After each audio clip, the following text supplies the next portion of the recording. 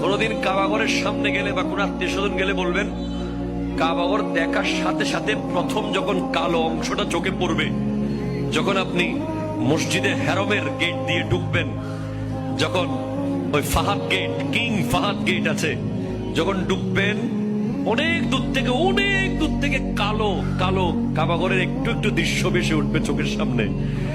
তখন দোয়াটা করবেন, কি দোয়া করবেন কয়টা? যখন কয়টা? একটা দোয়াই কবুল হবে দেখার সাথে সাথে। কাবা ঘর দেখার সাথে সাথে প্রথম যে দোয়াটা করবেন ওটা কবুল করবেন কে?